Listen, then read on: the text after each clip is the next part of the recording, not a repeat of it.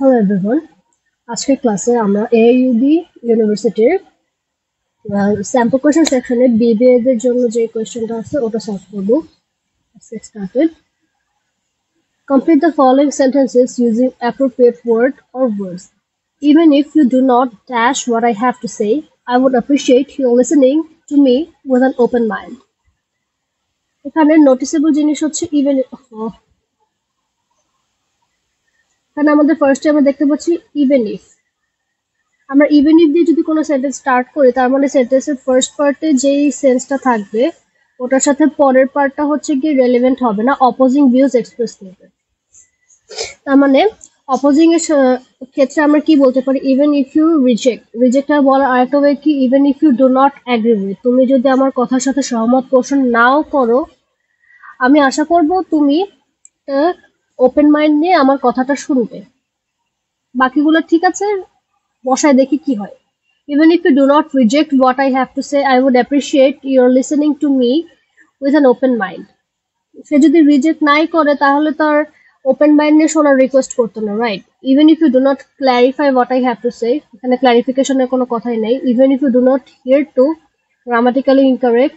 Even if you do not anticipate what I have to say, এখানেও make sense করতেছে না, কারণ এখানে শুরুতে ইভেন ইফ আছে। ইভেন ইফ এর মাধ্যমে আমরা সেন্টেন্সের দুইটা পার্টের অপোজিং ভিউজকে এক্সপ্রেস করার ট্রাই করতেছি, এই জন্য এখানে আমার আনসার হবে even if you do not agree with what I have to say.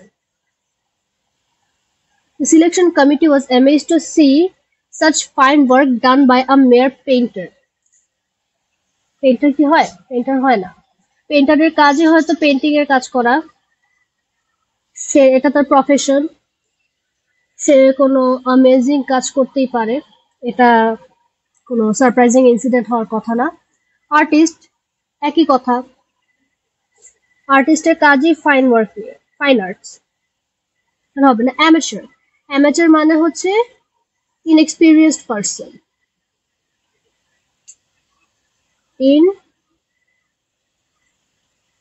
inexperienced।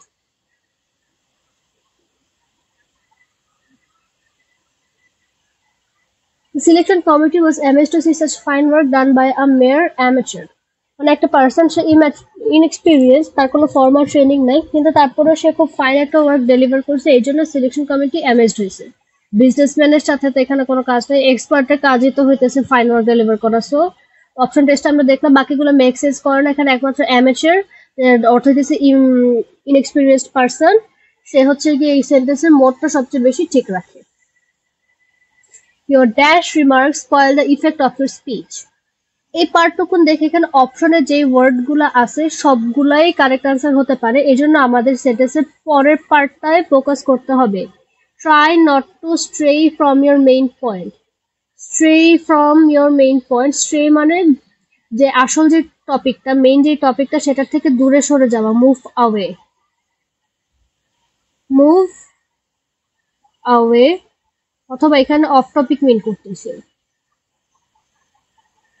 Of topic. তাহলে এক্ষেত্রে কোনটা আমাদের কারেক্ট আনসার হতে পারে? অফ টপিক মানে আউট অফ কনটেক্সট, কনটেক্সটের বাইরে যে কথাগুলো বলছে সেই জন্য তার স্পিচটা মেক সেন্স করতেছে না, তার স্পিচটা অ্যাবনর্মাল মনে হচ্ছে লিসেনারদের কাছে, এই জন্য তাকে সাজেস্ট করা হয়েছে টপিকের বাইরের কথাবার্তাগুলো বলতে না। আমরা বাকি অপশনগুলো টেস্ট করি এবং সেগুলোর মিনিংগুলো একটু দেখার চেষ্টা করি। পারসিস্টেন্ট মানে কন্টিনিউয়াস,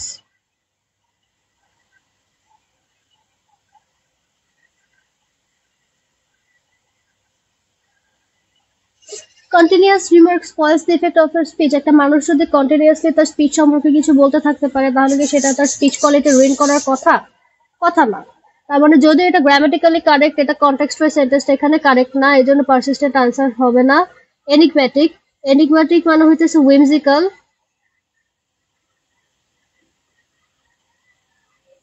whimsical বা মিস্টেরিয়াস, MYSTERIOUS।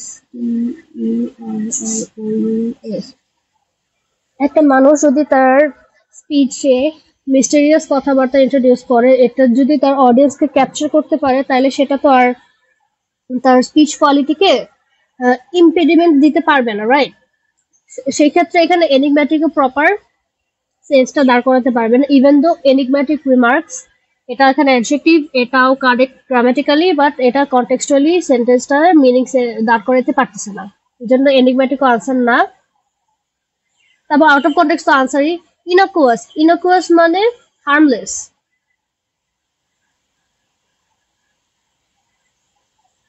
যে রিমার্কটা সেন্টেন্সের কোয়ালিটি স্পয়েল করতেছে সেটা আবার হার্মলেস হয়, সেটা তো আর হার্মলেস রইল না, সেটা তো হার্মফুলি হয়ে যাচ্ছে। তাই এখানে ইনকুয়াসটাও আনসার হবে না। ডেরোগেটরি মানে হচ্ছে গিয়ে ইনসাল্টিং।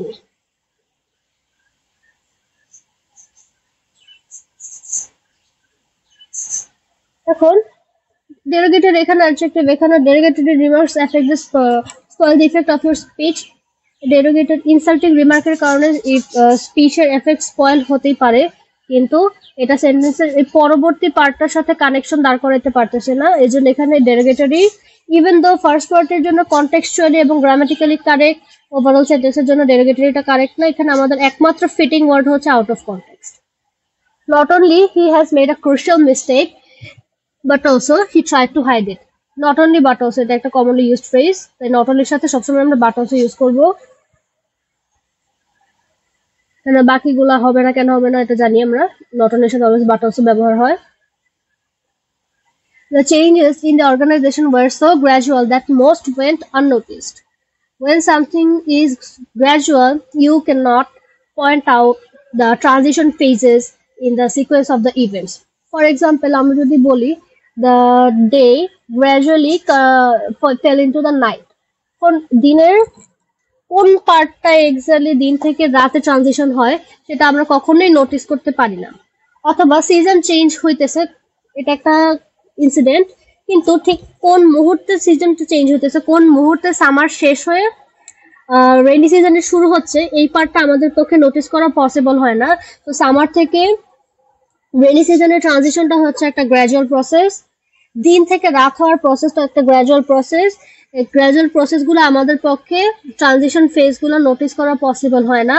তার মানে কোনো ইনসিডেন্ট যদি কোথাও গ্র্যাজুয়ালি ঘটে থাকে তাহলে সেটা আমাদের পক্ষে নোটিস করা পসিবল না, তাই এখানে আমাদের কারেক্ট আনসারটা আননোটিসড। গ্র্যাজুয়ালের অপোজিট ওয়ার্ড হচ্ছে হেস্টি, হেস্টি তাই আনসার হবে না। সো এখানে গ্র্যাজুয়াল আর স্পন্টেনিয়াস সিমিলার মিনিং নিয়ে করে, মোস্ট ওয়েন স্পন্টেনিয়াস এখানে wrong form of word. That most when distorted, gradual জিনিসে কখনো ডিস্টরশন দেখা যায় না, অবশ্যই না।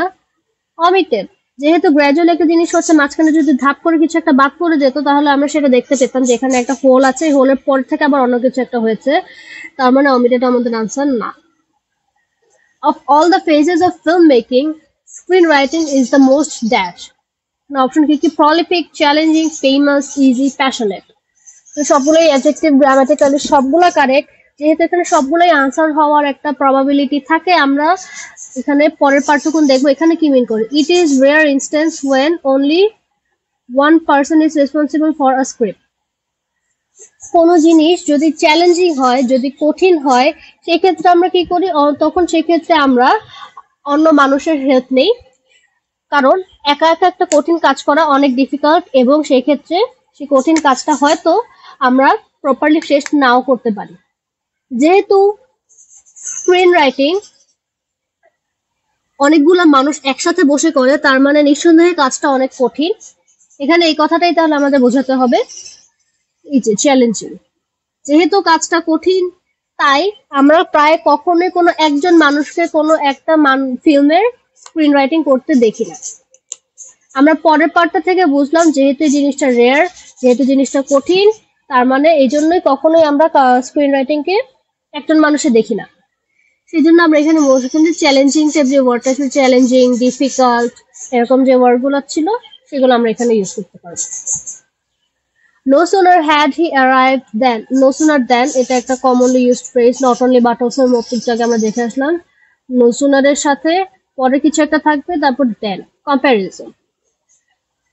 He was rejected in the program dash his poor analytical skill, এখানে একটা prepositional phrase আসবে, because of, তার পুয়ার অ্যানালিটিক্যাল স্কিলের জন্য কারণে সে প্রোগ্রামটা থেকে রিজেক্টেড হইলো। Because his poor analytical skill, এখানে বিকজ কারেক্ট ওয়ার্ড, কিন্তু এখানে প্রপার প্রিপোজিশন নেই, তাই এটা এখানে হবে না, wrong formation of grammar. As his, as তো নাই, অ্যাজ তো কম্পারিজনের ক্ষেত্রে আসে। Since his analytical skill was poor, লাইনটা যদি এভাবে থাকতো তাহলে আমরা since ইউজ করতে পারতাম। Despite মানে অপোজিং ভিউজ ইউজ করে,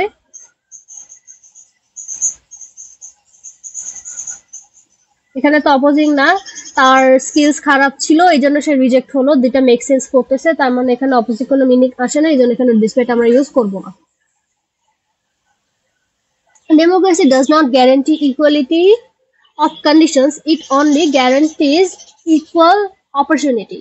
Equal বিতে হইতেছে equal, এই পার্টে একটা কম্পাউন্ড স্ট্রাকচার ইউজ করা হয়েছে, এই জন্য আমরা সেন্টেন্সটাকে সিম্পলিফাইড রাখতে সেন্টেন্সটাকে ইজিলি বলার খাতিরে পরের পার্টটায় সিম্পল জিনিস ইউজ করবো। এখানে ইকুয়ালিটি অফ দিলে গ্রামাটিক্যালি কারেক্ট হইতো, কিন্তু আমি এখানে ইকুয়াল প্রেফার করতেছি যাতে সেন্টেন্সের স্ট্রাকচারটা খুব বেশি কমপ্লেক্স না হয়ে যায়, যাতে সেন্টেন্সটা শ্রুতিকটু না হয়। Government of the people, by the people, for the people shall not perish from the earth. US এর 16th প্রেসিডেন্ট আব্রাহাম লিঙ্কনের অনেক ফেমাস একটা কোটেশন, আমরা কোটেশন কখনোই চেঞ্জ করতে পারবো না। এখানে উনি যেহেতু ফর বলেছিলেন আমরা এখানে ফরই দাগাবো। তো এরকম যদি কোনো কোটেশন বা ইউনিভার্সাল ফ্যাক্ট বা ফ্রেজেস এন্ড ইডিয়মস যদি কখনো আসে, চুজ দ্য কারেক্ট ওয়ার্ডস, অবশ্যই যেটা ওয়েল এস্টাবলিশড ওটাই দাগাতে হবে। Choose the appropriate synonyms for the following words: frequent, regular, fragile, collaboration, soon, every now and then. frequent মানে কি, যেটা ঘন ঘন ঘটে। every now and then মানে মাঝে মধ্যে ঘটে, তার মানে এটা কারেক্ট আনসার না। সুন আর কোলাবোরেশন তো আগেই বা, যেহেতু দুটার একটা ঘন ঘন মিন করে না। ফ্র্যাজাইল মানে হচ্ছে গিয়ে ভঙ্গুর, prone two breakage, prone two breakage বা উইক, সেটার সাথে তো ঘন ঘন ঘটার কোনো সম্পর্ক নাই, আমাদের এখানে কারেক্ট আনসার হচ্ছে গিয়ে রেগুলার। লুসিড, লুসিড মানে হচ্ছে গিয়ে ক্লিয়ার, স্পষ্ট, পরিষ্কার। ক্লিন মানে হচ্ছে পরিষ্কার, যেটা বললাম ক্লিনলিনেস, যে কোনো একটা অবজেক্টকে তুমি ক্লিন করতে পারো। ইলজিক্যাল যেটা হইতেছে nonsense, doesn't make sense, nonsensical. Biased মানে পক্ষপাত দুষ্ট। লুমিনাস মানে যা আলোকিত করে। লুসিডের সাথে কি আলোকিত করার সম্পর্ক আছে? নাই। লুসিডের সাথে কি পক্ষপাত দুষ্টতার কোনো সম্পর্ক আছে? নাই। লুসিড আর ইলজিক্যাল ননসেন্সিক্যাল হইলো না। ক্লিয়ারের অপোজিট হইতে পারে ননসেন্সিক্যাল, অবশ্যই না। বাকি রইলো হচ্ছে গিয়ে ক্লিন, ক্লিন মানে পরিষ্কার। লুসিড আর ক্লিন এক কনটেক্সটে ইউজ করা হয় না, এই জন্য আমাদের কারেক্ট আনসার এখানে ক্লিয়ার।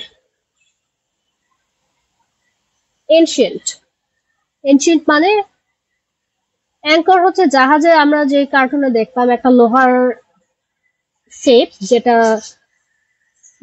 কি বলে তীরে যখন ফেলা হতো যাতে ইয়েটা না চলে যায়, মুভ না করে, জাহাজটা পানির ভিতরে ভেসে না যায়। অ্যানশিয়েন্টের সাথে কি অ্যাঙ্করের তাহলে রিলেশন আছে? নাই। অ্যানশিয়েন্ট নিউ, এটা তো হইতেছে অ্যান্টোনিম হয়ে গেল। মেলোডি মানে শ্রুতি মধুর, কোনো প্রাচীন জিনিসের সাথে শ্রুতি মধুরত্বের কোনো সম্পর্ক নাই, তার মানে মেলোডি আছে না। এনশিয়েন্ট মানে ওল্ড, এখানে নিউ আর মডার্ন সিমিলার মিনিং ক্যারি করতেছে, তার মানে এটাও বাদ, তাহলে আনসার আমাদের হলো ওল্ড। জেনুইন, জেনুইন মানে যেটা শুদ্ধ, বিশুদ্ধ, তার মানে authentic is the correct answer. Traditional মানে কিন্তু তোমরা জানো জেনুইনের সাথে ট্রেডিশনালের সম্পর্ক নাই। ট্রেডিশনাল সব জিনিসই যে বিশুদ্ধ হবে তার এমন কোনো কথা নেই। ক্লাসিক, ক্লাসিক আর ট্রেডিশনাল সিমিলার মিনিং, এটাও বাদ। জিনিয়াস অবশ্যই না। ফলস, জেনুইনের অপোজিট ওয়ার্ড হচ্ছে ফলস, এটাও বাদ। এক্সেন্ট্রিক মানে অদ্ভুত, উইয়ার্ড, whimsical, mysterious। অ্যাকিউট মানে কম, বাদ। এক্সেন্ট্রিকের অপোজিট ওয়ার্ড হচ্ছে নর্মাল, বাদ। অড, অর আনসার হইতে পারে। ট্রিভিয়াল, ট্রিভিয়াল মানে সামান্য, বাদ। ট্রমা, ট্রমা মানে কোনো ধরনের আঘাত। অডিটির সাথে কি আঘাতের কোনো সম্পর্ক আছে? নাই। এখানে আমাদের কারেক্ট আনসার অবশ্যই odd. Identify one of the underlined words or phrases that must be corrected in order for the sentence to make grammatical sense. If you decide that there is no error, please mark E. মানে তোমাদের MCQ যে ওএমআরটা দেওয়া হবে সেখানে A B C D E 5টা option থাকবে, যেগুলোতে ভুল আছে সেগুলোতে তো এবিসিডি দাগাবে। আর যদি এমন হয় কোন একটা সেন্টেন্স তুমি দেখতে পাবো সেই সেন্টেন্সটা এরর নেই, তখন তোমাকে ই নাম্বারটা ওএমআর এ মার্ক করতে হবে, যদিও এটা খুব রেয়ার, বাট ট্রিক কোয়েশ্চেন হিসেবে কারো যদি ইচ্ছা সে দিয়ে দিতেই পারে। The energy question along with other issues are going to be discussed at the next meeting. Particularly এই কোয়েশ্চেনটায় আমাদের ইন ফোকাসের টপিক হচ্ছে সাবজেক্ট ভার্ব এগ্রিমেন্ট। আমাদের ফার্স্টে হচ্ছে সাবজেক্ট আইডেন্টিফাই করতে হবে, no matter how complex the sentence is. সেটার সাথে আমার আর গিয়ে দেখতে হবে যে প্রিন্সিপাল ভার্বটার সাথে সাবজেক্টের ঠিক আছে কিনা, মানে সিঙ্গুলার সাবজেক্টের জন্য সিঙ্গুলার ভার্ব, প্লুরাল সাবজেক্টের জন্য প্লুরাল ভার্ব। এইটুকুনি কাজ। এর মধ্যে সেন্টেন্সটা অনেক কমপ্লেক্সিটি চলে আসবে, কিছু অ্যাড অন আসবে, এই জিনিসগুলো আমাদের বাদ দিতে পারতে হবে। এই জিনিসটাই আমরা ফিল্টার করা শিখবো, তাহলে আমরা এই পার্টে ফুল মার্কস তুলতে পারবো। তুমি ইংলিশ কতটুকু ভালো পারো বা না পারো এই জিনিসটা কিন্তু এই পার্টিকুলারলি এই কোয়েশ্চেনটা দিয়ে জাজমেন্ট হয়ে যায়। মানে আমাদের সাবজেক্ট হচ্ছে the energy question, the energy question along with other issues, এই পার্টটা হচ্ছে গিয়ে add on.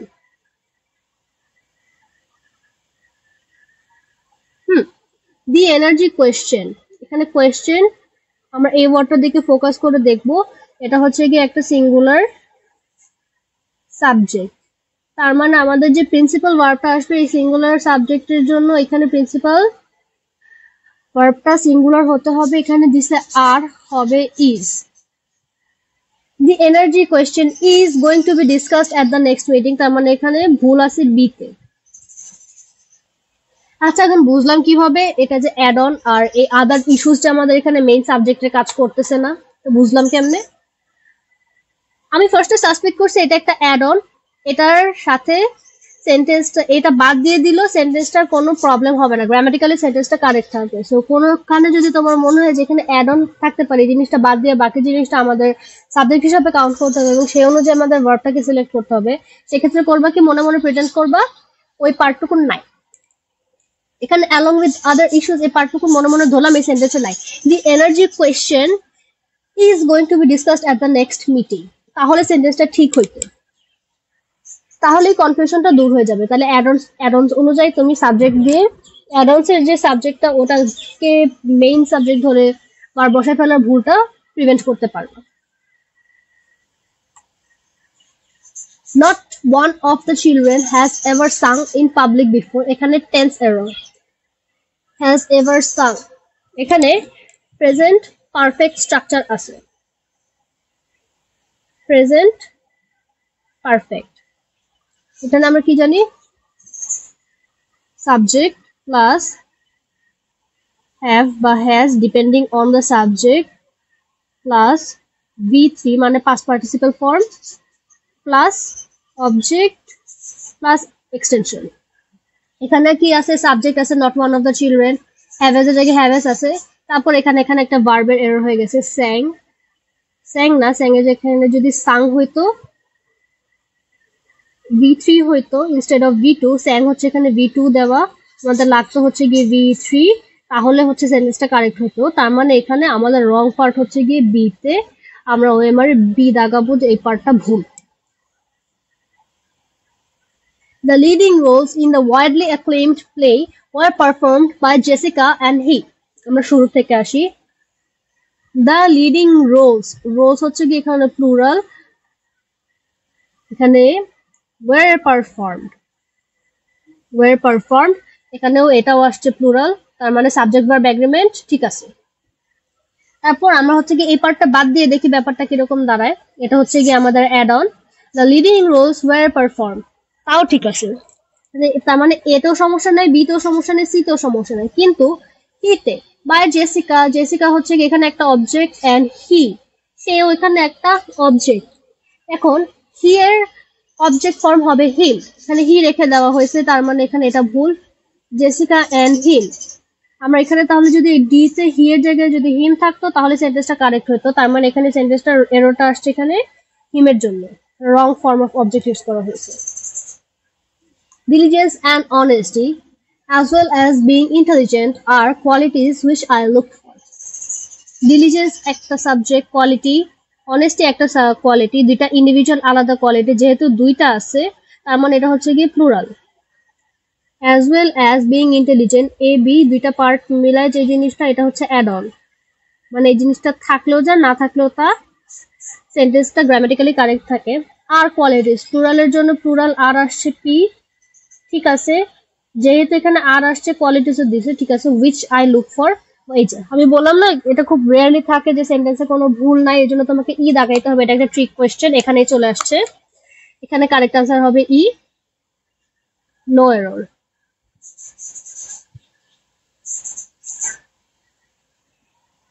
I might have passed if I had done my homework, but I had to go to work. এখানে প্রিপোজিশন কেন দিছি?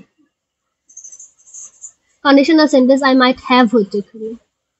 I might have passed if I done my homework, but I had to go to work. এখানে tense এর similarity ঠিক রাখতে হবে। এই first part এখানে ভার্ব মিসিং হয়ে গেছে, এই জন্য সেন্টেন্সটা কমপ্লিটলি রং।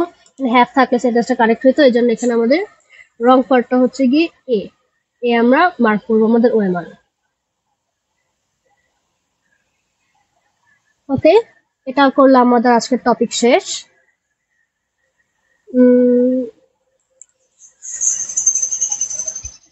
আচ্ছা নিচে চলে গেছে, sorry. By the end of the first quarter of the 19th century, a number of the Eastern institutions of USA, Harvard, Yale, Columbia, and Pennsylvania had some of the necessary ingredients of a university but hardly yet to the point of view. 19 শতকের প্রথম অর্ধের শেষের দিকে USA পূর্বাঞ্চলের কিছু institution যেমন Harvard, Yale, Colombia, Pennsylvania, এই ইনস্টিটিউটগুলোর, এই প্রতিষ্ঠানগুলোর একটা বিশ্ববিদ্যালয়, একটা ভার্সিটি হওয়ার কিছু প্রয়োজনীয় উপাদান তাদের মধ্যে ছিল, কিন্তু তাদেরকে শুধুমাত্র সেই উপাদানগুলোর ভিত্তিতে ইউনিভার্সিটি বা বিশ্ববিদ্যালয়ের মর্যাদা দেওয়া যেত না। They were little clusters of schools and institutes. তারা আসলে কিছু বিদ্যালয় এবং প্রতিষ্ঠানের ছোট ছোট সমগ্র ছিল। Indeed, just after the American Revolution, the schools of Pennsylvania and Harvard had assumed the somewhat pretentious title of university, and shortly after, the University of Virginia was founded under the guidance of Thomas Jefferson. অবশ্যই American বিপ্লবের পরপরই Pennsylvania আর Harvard school বিদ্যালয়গুলো নিজেদেরকে একটা ভাব ধরা, প্রিটেনশিয়াস মানে fake বা phony, মানে they were pretending to be something that they are not, the title of university, মানে তারা অ্যাকচুয়ালি স্কুলস ছিল, তারা স্বল্প পরিসরে বিশ্ববিদ্যালয়ের মতো ছিল, কিন্তু আমেরিকান বিপ্লব হওয়ার পর তারা নিজেদেরকে বিশ্ববিদ্যালয় বলে দাবি করতে থাকে, এবং হার্ভার্ড আর পেনসিলভেনিয়া নিজেদেরকে বিশ্ববিদ্যালয় হিসেবে দাবি করার কিছুদিন পরে ইউনিভার্সিটি অফ ভার্জিনিয়া প্রতিস্থাপিত হয়, তার আন্ডারে থমাস জেফারসনের গাইডেন্সের আন্ডারে ইউনিভার্সিটি অফ ভার্জিনিয়াটা স্থাপনা করা হয়। In the south, Georgia and later North Carolina began to rise. দক্ষিণে জর্জিয়া এবং পরবর্তীতে নর্থ ক্যারোলাইনার উত্থান ঘটতে থাকে। The substance in all this was mainly lacking, though the title was honored. যদিও তাদের এই ইউনিভার্সিটি টাইটেলটাকে সম্মান জানানো হচ্ছিল, তাদের মধ্যে ইউনিভার্সিটি হওয়ার, একটা বিশ্ববিদ্যালয় হওয়ার যেই প্রধান উপাদান সেটা তখনও মিসিং ছিল, সেটা তখন পর্যন্ত এসে ছাড়েনি। There were rather feeble law, medical, and divinity schools somewhat loosely attached to these colleges. আইন, তারপর মেডিকেল আর ডিভাইনিটি স্কুলস মানে বোধহয় ফিলোসফি, স্কুল অফ ফিলোসফি, এই কলেজগুলোর সাথে হালকাভাবে জড়িত ছিল কোনো না কোনো ভাবে। It has been commonly recognized, however, that the first decade after the close of the Civil War, that is from about 1866 to 1876, was the great early flowering of the university idea of USA. অর্থাৎ এই লাইনটা দিয়ে কি বোঝানো হলো, এটা সাধারণভাবে মেনে নেওয়া হয় যে সিভিল ওয়ার শেষ হয়ে যাওয়ার পর সময়কালটা ছিল 1866 থেকে 1867। এই 10টা বছরের, এই দশকের মধ্যে ইউএসএতে ইউনিভার্সিটি কালচার, ইউনিভার্সিটির যে আইডিয়া, অ্যাকচুয়ালি যে বিশ্ববিদ্যালয়, সেই আইডিয়াটা খুব ভালোভাবে ছড়িয়ে পড়ে। মানে এই সিভিল ওয়ার হওয়ার আগ পর্যন্ত কিছু প্রতিষ্ঠান, ভার্সিটি বলবো না, কিছু প্রতিষ্ঠান ইস্টের কিছু প্রতিষ্ঠান ইউএসএ নিজেদেরকে ভার্সিটি বলে দাবি করলেও, নিজেদেরকে বিশ্ববিদ্যালয় বলে তারা দাবি করে থাকলেও, তখনও তারা সম্পূর্ণরূপে ইউনিভার্সিটি বা বিশ্ববিদ্যালয়ের যোগ্য হয়ে ওঠেনি। তাদের মধ্যে হয়তো কিছু সংখ্যক গুণাবলী এমন ছিল যেটা একটা স্বয়ংসম্পূর্ণ বিশ্ববিদ্যালয়ে থাকতে পারে, কিন্তু সেটা তাদেরকে বিশ্ববিদ্যালয়ের খেতাব দেওয়ার জন্য যথেষ্ট ছিল না। কিন্তু যখন সিভিল ওয়ার শেষ হয়ে গেল, তার পরবর্তী 10 বছর বা এক দশকে ইউএসএ তে এই ইউনিভার্সিটির আইডিয়েশন, এই বিশ্ববিদ্যালয় প্রতিষ্ঠার যে ধারণাটা, যে বুদ্ধিটা, এই জিনিসটা খুব ভালোভাবে ছড়িয়ে পড়ে এবং ওই সময়টা থেকেই মূলত ইউএসএ তে ইউনিভার্সিটি কালচারটা ডেভেলপ হওয়া শুরু করে। American universities have come a long way since then. ওই যে এক দশক গেল, সিভিল ওয়ারের পরবর্তী এক দশকে তো ভার্সিটি ডেভেলপমেন্ট শুরু হলো। এরপর থেকে আমেরিকান বিশ্ববিদ্যালয়গুলো অনেকটা পথ এগিয়ে এসেছে। Today, US universities have been recognized for their quality of education throughout the world.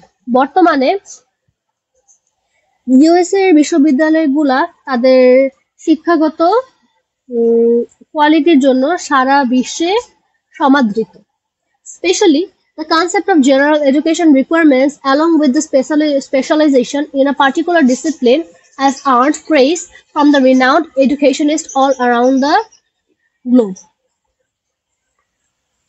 US এর যে বিশ্ববিদ্যালয়গুলো তাদের যে বিশ্বব্যাপী একটা সুনাম অর্জন হয়েছে, তার প্রধান কারণ হচ্ছে জেনারেল এডুকেশন রিকোয়ারমেন্ট। তার মানে এখানে সাধারণ জ্ঞান এবং বিশেষায়িত বিষয় জ্ঞানকে পাশাপাশি সমানভাবে গুরুত্ব দেওয়া হয়ে থাকে, যেটা বিভিন্ন শিক্ষাবিদেরা মনে করেন অত্যন্ত গুরুত্বপূর্ণ। The American universities are continuously experimenting with new ideas, and this phenomenon, they believe, gives them a competitive advantage over the educational institutions of the other developed nations. American বিশ্ববিদ্যালয়গুলা কন্টিনিউয়াসলি, মানে প্রতিনিয়তই নতুন নতুন আইডিয়েশন, নতুন নতুন ধারণা নিয়ে experiment করে যাচ্ছেন, পরীক্ষা নিরীক্ষা করে যাচ্ছে, গবেষণা করে যাচ্ছে। আর এই ঘটনাটা তারা মনে করে তাদেরকে কম্পিটিটিভ অ্যাডভান্টেজ দেয়। কম্পিটিটিভ অ্যাডভান্টেজ কি? কম্পিটিটিভ অ্যাডভান্টেজ বলতে প্রতিযোগিতামূলক যে বেনিফিট, প্রতিযোগিতামূলক যে সুবিধা সেটা দিয়ে থাকে অন্যান্য ডেভেলপ কান্ট্রিজ, অন্যান্য উন্নত বিশ্বের শিক্ষা ব্যবস্থা থেকে। কারণ তারা প্রতিনিয়ত চেঞ্জ হচ্ছে, তারা প্রতিনিয়ত ইভলভ হচ্ছে। তাদেরকে এই কারণে তারা নিজেদেরকে বিশ্বের দরবারে অন্যান্য বিশ্ববিদ্যালয় থেকে তার আগিয়ে মনে করছে। প্যাসেজটা এখানে শেষ। এবার প্যাসেজটা আমি পড়লাম, পরে ট্রান্সলেট করে দিলাম। কিছু ওয়ার্ড নতুন আছে, সেগুলো আমি ইন্ট্রোডিউস করলাম। এখন এটা থেকে আমি কি বুঝলাম? প্যাসেজটা mainly discusses about a brief history of journey of universities in USA. আর এই ইউএসএ তে ভার্সিটি গুলোর যে জার্নি, সেটা পরিচায়ক কিছু ঘটনা সেটা আমরা এখানে জানলাম। যেমন প্রথমে হচ্ছে ভার্সিটি গুলো নিজে থেকে ভার্সিটি ক্লেম করলেও তারা অ্যাকচুয়ালি তখনও স্বয়ংসম্পূর্ণ ভার্সিটি ছিল না। পরবর্তীতে সিভিল ওয়ারের শেষে সবাই এই বিষয়টা নিয়ে সিরিয়াস হয়ে গেল, সেখান থেকে ভার্সিটি কনসেপ্টটা ডেভেলপ হলো। এই ডেভেলপমেন্টের পর এখন আমেরিকান ইউনিভার্সিটি ওগুলো অনেক দূর এগিয়ে এসেছে। এখন তারা ওয়ার্ল্ডের one of the best. And তাদের মেথডিক্যাল যে রিসার্চগুলো, তারা যে এক্সপেরিমেন্টাল ভিউজ নিয়ে আগাচ্ছে, সেটা তাদেরকে বিশ্বের অন্যান্য উন্নত দেশের শিক্ষা ব্যবস্থা থেকে এগিয়ে রাখে। In the opinion of the author, in 1825, 1825, by the end of the first quarter of the 19th century, অর্থাৎ 1825 হচ্ছে 19th century ফার্স্ট হাফ। আমরা কি জানি? আমরা জানি দশকের শতাব্দীর হিসাব হয় 18th যদি হয় তুমি সেটাকে বলবে 19th century। 1825 মানে 19th century ফার্স্ট হাফ, মানে একদম ফার্স্ট লাইনে যেটা বলা হয়েছে। By the end of the first quarter of the 19th century, a number of the Eastern institutions, blah blah blah, had some necessary ingredients of a university, but hardly yet to the point of view. কিছু necessary ingredient তাদের মধ্যে ছিল, কিন্তু তারা স্বয়ংসম্পূর্ণ varsity ছিল না। তার মানে in opinion of the author, in 1825 only Harvard, Yale, Columbia could truly be called a university. সে তো বললোই যে ওই সময় কোনো ট্রু ইউনিভার্সিটি ছিলই না, বাদ। all American educational institutions could justify claim to be universities. তখন তৎকালীন খালি ইস্টের কিছু ইনস্টিটিউশন আর স্কুল নিজেদেরকে ভার্সিটি দাবি করতো, তাহলে তো এখানে অল আমেরিকান অল হবে না, এখানে যদি ইস্ট বলতো তাইলে হয়তো একটা কারেক্ট আনসার বলা যেত, এটা হবে না। Those institution that call themselves universities but not justified in doing so, true, কারণ তাদের সব এলিমেন্ট ছিল না, তারপরেও তারা নিজেদেরকে ক্লেম করতো। এটাই হচ্ছে কি এখানে লেখকের অপিনিয়ন। তুমি আমি কি মনে করলাম এটা ফ্যাক্টর না, এখানে লেখক যেটা এক্সপ্রেস করতে চাইছে আমাদের ওটাই বলতে হবে। আমার এখানে correct answer C, Thomas Jefferson founded dash, এটা একদম ডাইরেক্ট আনসার, এই জিনিসটা আমাদের এখানে মার্ক করে আসা উচিত ছিল। University of Virginia was found under the guidance of Thomas Jefferson, আগের ওয়ানের জন্য হচ্ছে কি but hardly yet to the point of view, তার মানে তাদের জিনিসটা জাস্টিফাইড ছিল না। The University of Virginia, the civil War ended, আচ্ছা তাহলে প্যাসেজে ডাইরেক্ট কিন্তু এই ডেকেটটার কথা বলা হয়েছে, ফ্রম 1866 to 1876। আমি তোমাদের আবার দেখাই, first decade after the close of the civil War, তার মানে সিভিল ওয়ার শেষ হয়েছে তার পরবর্তী 10 বছর, তার মানে সিভিল ওয়ারটা 1886 এ শেষ হয়েছে, সেখান থেকে শুরু করে 10 বছরে ভার্সিটিগুলোর অ্যাডভান্সমেন্ট হয়েছে, তার মানে আমরা বলতে পারি সিভিল ওয়ারটা শেষ হয়েছে about 1866। The word little clusters most nearly means small groups. Cluster মানে group. The university idea really began to develop just after the revolution. Just after the revolution.